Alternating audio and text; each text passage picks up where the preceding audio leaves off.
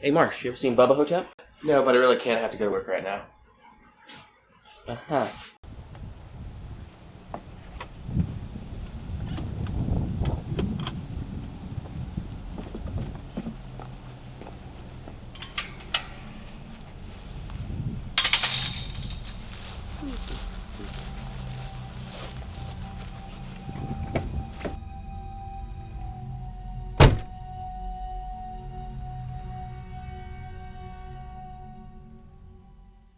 Car won't start, huh? God.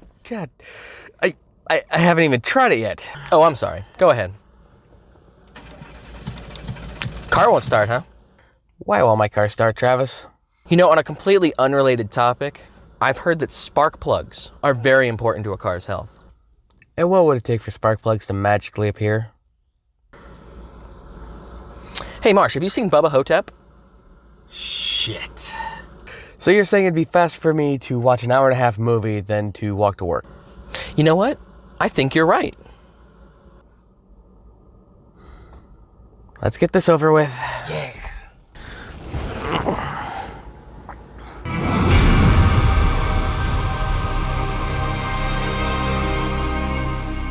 Hello, and welcome to the second episode of movies I know you haven't seen. Don't lie to me. Or as I like to call it, MIKYHSDLTM. There's a T in there somewhere.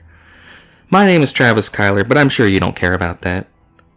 Today's film, like so many that will eventually grace this show, was introduced to me by my friend Doc years ago. His movie choices are wide-ranging, and I can't say they're all good. I'm not on Christmas! Get off me, you ugly witch! You devil! This is horrible, but it's not boring! He purposely gave me little setup, and going in, I wasn't expecting much, until I saw this face. This is not the time nor the place to dig into my one-sided love affair with Bruce Campbell. Suffice to say that for me, this face is a stamp of quality. Bubba HoTep tells the story of an elderly Elvis Presley and a black John F. Kennedy fighting a mummy dressed as a good old boy, sucking souls out of people's asses in a nursing home. If that's not enough to make you want to watch this film, I don't know what the fuck else you want out of life. To start, we hear the inner monologue of an aging man claiming to be Elvis as he lies in bed. We don't need to discuss the finer details of what he's saying. I was dreaming. Dreaming my dick was out, and I was checking to see if that infected bump on the head of it had filled with pus again. God damn it, Elvis. We see an old woman stealing everything that isn't nailed down. I'm convinced that this woman is a sex-changed John Dillinger that appeared in the book but is never mentioned in the movie. She's attacked by a scarab, and then by a menacing figure in the corner. His roommate having died, Elvis recounts his life to his daughter. Somewhere along the way, he had gotten tired of fame and traded places with an Elvis impersonator, Sebastian Haff. Sebastian responds the same way everyone should when Bruce Campbell enters a room.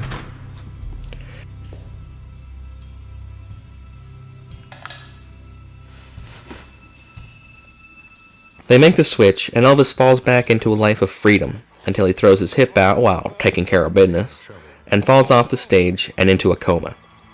When he woke up, it was all over. Nothing to do now but wait for death. We are introduced to some of the residents of the nursing home, including Kemosabe, a man thinking that he's the Lone Ranger, and Jack, played by Ossie Davis. Jack believes himself to be President John F. Kennedy, and before you say anything, the movie has its airtight explanation covered. They dyed me this color, all over. Can you think of a better way to hide the truth than that? That night, Elvis finds a scarab waiting for him in his room, Man, that is one big bitch cockroach. and the two have a cheesy battle. You never forget that Elvis is supposed to be old, and the action scenes are fun, but believable.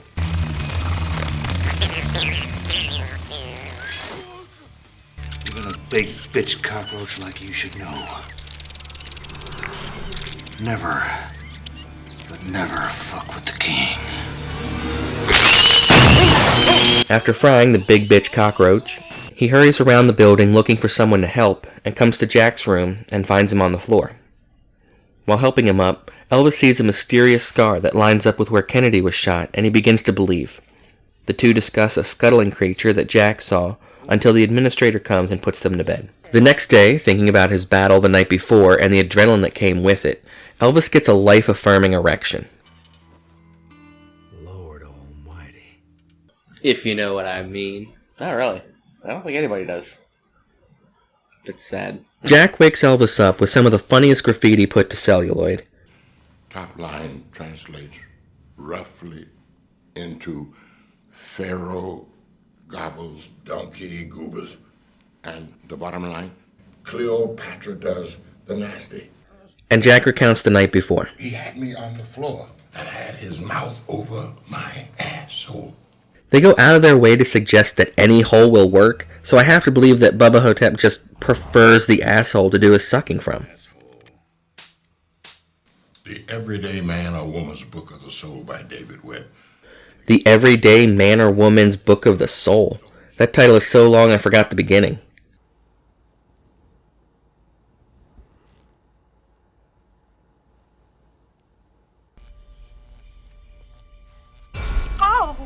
What a jump scare looked like before it was just obnoxious noises that pissed people off. Hey, that's Reggie Bannister from Phantasm. How cool would it have been to have the tall man playing the guy carrying the bodies away? Elvis sees the mummy in the hall, and where the hell did the disco light come from? As it slowly passes, he makes eye contact with it, and he gets flashes of ancient Egypt and a bus crashing off a bridge.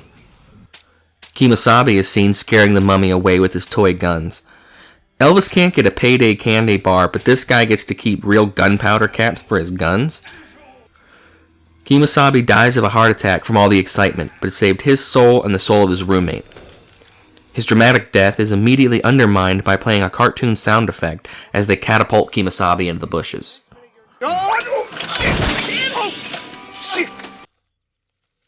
Elvis takes a walk and finds the crashed bus by the bridge just on the outskirts of the property. Back at the home, he lies in bed watching reruns of himself. Fun fact, Elvis isn't in any of the movies he's watching on the Elvis Marathon. For the real Elvis to appear, it would have doubled the movie's budget, so they just use a body double. Jack fills in the rest of the story. King Tut's brother or something was being transported state to state until it was stolen by two guys in a bus.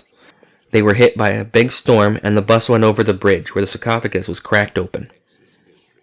I'll be damned if I let some foreign graffiti-writing, soul-sucking son of a bitch in an oversized cowboy hat and boots take my friends' souls and shit them down the visitor's toilet. A rousing speech, if ever I heard one. We're gonna kill us a mummy.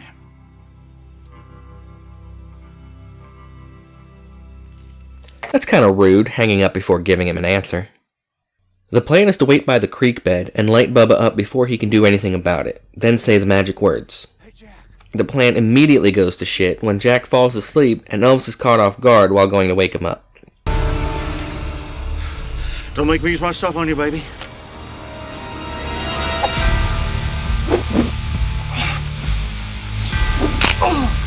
They manage to light Bubba on fire, but in the process, Jack dies after having some of his soul taken. See? Mouth works just fine. The burning doesn't take, and they engage in a battle of words.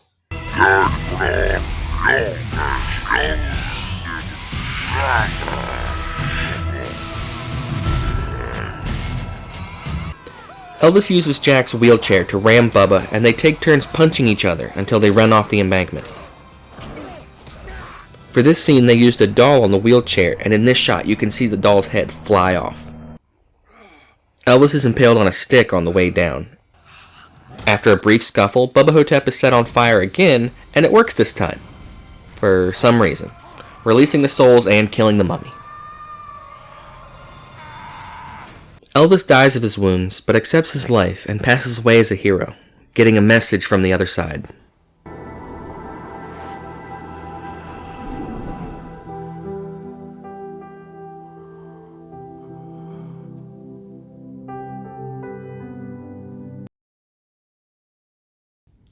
So we're just supposed to assume Elvis can understand ancient Egyptian? I mean, who wrote that for him? The mummy? I don't think he would.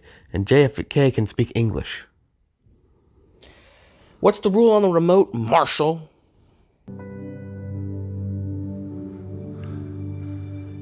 Thank you. Thank you very much. A prequel, Bubba Nosferatu, started as a joke at the end of the credits, but the director changed his mind, and it's been in development hell for years. The director, Don Coscarelli, known for the Phantasm series, called in a lot of favors on Bubba HoTep, and K&B Effects, who had worked with him on Phantasm 2, did a lot of the effects at cost. Bubba HoTep is a strange film that somehow toes the line perfectly between comedy, horror, and drama. It would have been so easy to use the caricature of Elvis that you find in Vegas, but there is real depth in how he's written and played. If you can get past the strange setup, you're hooked. And if you're interested enough to watch this video, give it a try. Unfortunately, I can't find it streaming anywhere for free, but it's worth a rent. Thanks for watching.